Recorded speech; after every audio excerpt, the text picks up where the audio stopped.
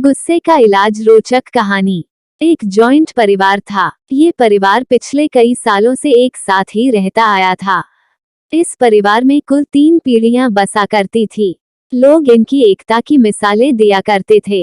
लेकिन एक नई बहू के इस परिवार में दाखिल होने से इस परिवार की शांति अब खतरे में आ चुकी थी। यह नई बहू स्वभाव की खराब नहीं थी, लेकिन जब इसे गुस्सा आता था तो वह किसी को भी कुछ भी बोल देती थी और उसे हर छोटी मोटी बात पर गुस्सा आ जाया करता था। इस वजह से अब पूरे परिवार में तनाव रहने लगा था। ऐसा लगता था कि इतने सालों से जो परिवार एकजुट था वो अब कभी भी टूटकर बिखर सकता है। गुस्सा शांत होते ही बहू को अपनी गलतियों का एहसास होता। वो पश्चाताप करती, लेकिन फिर सब भुलाकर अगली बार गुस्सा करती और वही बातें दोहराती। एक बार उनके घर एक साधु बाबा आया।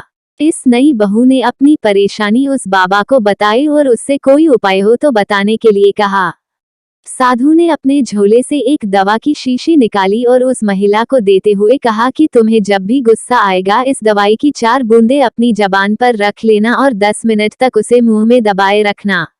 अगर तुम 10 मिनट तक उसे नहीं मुंह में रख पाई तो ये दवा काम नहीं करेगी।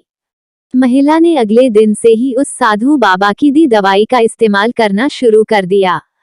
10 दिनों बाद जब वह साधु फिर से उसके घर आया तब महिला ने उसके पैर पकड़ लिए और कहा कि साधु बाबा आपके दवाई काम कर गई।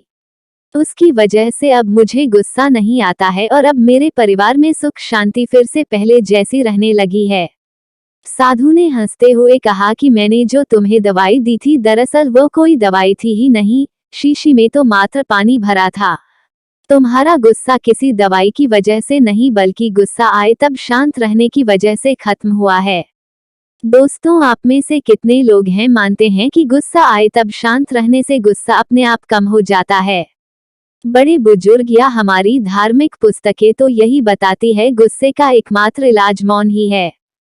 यदि ये कहानी आपको पसंद आई हो तो अपने दोस्तों और अन्य लोगों के साथ शेयर जरूर करिएगा।